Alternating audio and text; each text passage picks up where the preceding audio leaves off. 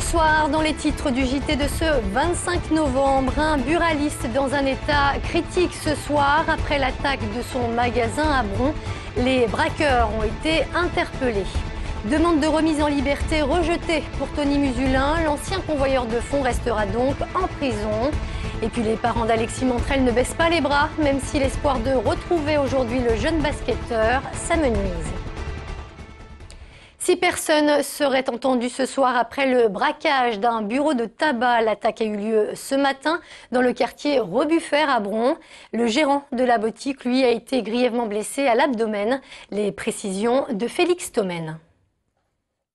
Les faits se sont déroulés vers 7h30 ce matin. 2 individus armés et cagoulés font irruption dans ce bureau de tabac situé avenue du 8 mai 45 à Bron.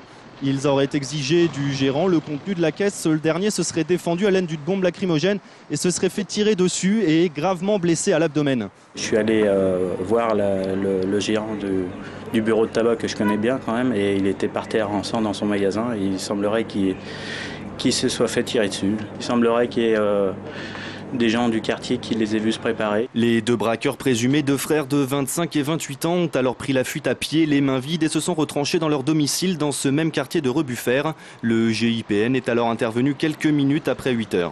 À l'intérieur de l'appartement, il y avait 6 personnes, 4 hommes, 2 femmes. Sur les 4 hommes, 3 majeurs, 1 mineur. Les 2 femmes, une majeure, une mineure.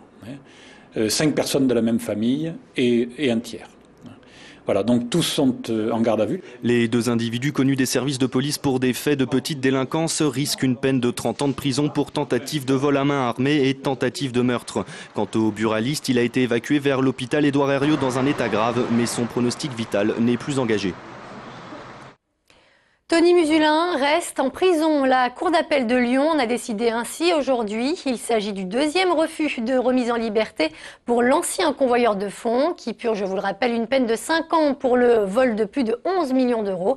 Ses avocats parlent d'acharnement judiciaire. Les explications de Benoît d'Autriche. Dans la 2e chambre de la Cour d'appel de Lyon, les magistrats n'ont pas traîné et les avocats de Tony Musulin ne décolèrent pas. La Cour a rejeté une nouvelle fois la demande de remise en liberté de l'ex-convoyeur de fonds. Une absurdité selon ses défenseurs. Dans des dossiers de trafic de stupéfiants, d'agression de vieilles dames, d'agression sexuelle sur enfants, des gens sont placés sous contrôle judiciaire. Tony Musulin n'a pas le même régime. Lui, c'est vrai, il a volé 1 mètre cube de papier. C'est insupportable. Il faut dire que la situation de Tony Musulin est particulière. Même s'il a été reconnu coupable par un tribunal du vol des 11,6 millions d'euros au volant de son fourgon blindé en 2009, il s'est pourvu en cassation. Il est donc aujourd'hui encore en détention provisoire et ce depuis 2 ans. Selon ses avocats, c'est du jamais vu. On se fonde sur les textes, sur le droit. La détention provisoire doit rester exceptionnelle. 2 ans de détention provisoire alors qu'on a commis une infraction, on encourt 3 ans d'emprisonnement et 5 ans d'emprisonnement, c'est probablement un record de France. À la barre aujourd'hui, Tony Musulin a expliqué qu'il avait une promesse d'embauche et un certificat d'hébergement, pas suffisant selon la Cour d'appel. Ses avocats vont à nouveau saisir la Cour de cassation. Nous ferons toutes les demandes possibles et imaginables pour le faire sortir de là. Et j'espère, avec Maître Côté-Bretonnier, qu'un jour on va trouver un juge qui dise on va respecter la loi. Ce soir, l'ancien convoyeur est donc de retour à la prison de Corba. Depuis 2 ans, pour sa propre sécurité, il y est maintenu à l'isolement. François Hollande était à Lyon aujourd'hui. Le candidat socialiste pour les prochaines présidentielles est venu participer au Forum Libération qui se tient jusqu'à dimanche à l'Hôtel de Ville et à l'Opéra. Le député de Corrèze a participé à un débat sur l'égalité. Interrogé en marge du forum sur le nucléaire, il a réaffirmé sa volonté de fermer certaines centrales et de réduire la part des énergies fossiles dans la production de l'électricité française. Je suis pour la diversification des sources d'énergie pour produire de l'électricité.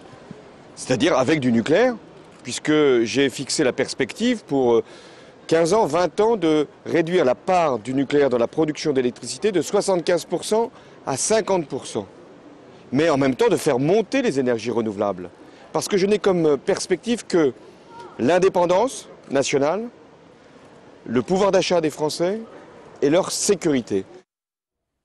À votre bon cœur, la Banque Alimentaire organise durant tout ce week-end sa traditionnelle collecte. Plus de 100 000 bénévoles sont mobilisés un peu partout en France depuis aujourd'hui. Dans le département, ils seront 2 à 3 000 présents dans plusieurs grandes surfaces. L'année dernière, plus de 300 tonnes de denrées ont été récoltées. J'ai pris des conserves, des produits de première nécessité en fait, ce qu'ils demandent. On le voit très bien, on est dans une période de crise et ça peut arriver à tout le monde. Il ne faut pas se dire que ça arrive qu'aux autres. Les 120 associations partenaires de la Banque Alimentaire aident tous les jours plus de 23 000 personnes. Et ce chiffre est en augmentation depuis 3 ans de manière continue de plus de 10% par an. Ne pas perdre espoir, les parents d'Alexis Montrel, disparu la semaine dernière à Trévoux, veulent toujours croire à son retour. Depuis quelques jours, ils multiplient les appels à témoins. Sur place, Jean-Marc Roffa. Parce que nous t'aimons tout simplement. Ta famille, tes amis, tout le monde t'aime, Alex. Alors reviens, j'ai confiance en toi. Enfin, en toutes circonstances et à jamais, je t'aime. Avec beaucoup de courage et d'émotion, la sœur d'Alexis Montrel et ses parents ont lancé ce vendredi un appel devant la presse en brisant leur silence médiatique. Partir à notre époque sans rien, c'est une descente aux enfers assurée. Abandonner tes études et le basket alors que tu as fait tant de sacrifices pour ça. N'ayant aucune piste sérieuse depuis sa disparition, le 17 novembre à 4 h du matin, sa famille se raccroche à l'idée qu'il est parti volontairement. Dans cette hypothèse, ils espèrent recevoir un appel d'Alexis ou tout au moins d'un témoin. On voudrait faire un appel à notre fils, un appel à Alexis, si quelque part il peut nous entendre. Dans l'espoir de déclencher un appel sur le numéro d'urgence de la gendarmerie au 04 74 00 13 99, ses proches se mobilisent pour diffuser son avis de recherche dans toute la France, notamment le club de basket d'Alexis. Ils participent de leur façon, soit via les réseaux sociaux, soit par des recherches même physiques à la recherche d'Alexis. Donc le club est effectivement très marqué. Les recherches de gendarmerie entreprises cette semaine avec des plongeurs dans la Saône à hauteur de Trévoux n'ont rien donné et ont été abandonnées. Les enquêteurs n'ont aujourd'hui aucun élément nouveau, ni la trace d'un signe de vie d'Alexis. En basket, Tony Parker de retour sur les parquets, préservé mardi dernier face à Sofia en raison d'une douleur à l'épaule. Le meneur de jeu s'est entraîné seul hier. Il devrait être aligné demain soir pour affronter Strasbourg, actuel 6e de Pro A. Des Alsaciens entraînés par une vieille connaissance côté Villeurbanais, à savoir Vincent Collet. Une rencontre qui s'annonce physique selon Pierre Vincent. C'est une équipe que je vois athlétique, très dense dessous. Avec bon, a priori, c'est des jeunes joueurs américains, mais plutôt très athlétiques. Voilà, qui est dur au contact, je trouve, qui court, qui défend. Voilà, avec un jeu beaucoup axé sur les pick and roll, les post-ups des extérieurs. Strasbourg-Asvel, coup d'envoi demain à 18 h 30. Notez par ailleurs que de son côté, l'OL se déplacera dimanche à Auxerre pour le compte de la 15e journée de Ligue 1. On termine avec une idée de sortie pour ce week-end. Le marché des soies vient d'ouvrir ses portes au Palais du Commerce. Cravates, foulards, carrés, cette 7e édition est comme toujours l'occasion d'acheter des étoffes habituellement réservées aux professionnels. Sachez qu'un espace de démonstration et de couture sera proposé cette année. À découvrir donc jusqu'à dimanche au Palais du Commerce. Et c'est la fin de ce JT. Merci de nous avoir suivis. Passez une très bonne soirée sur TLM.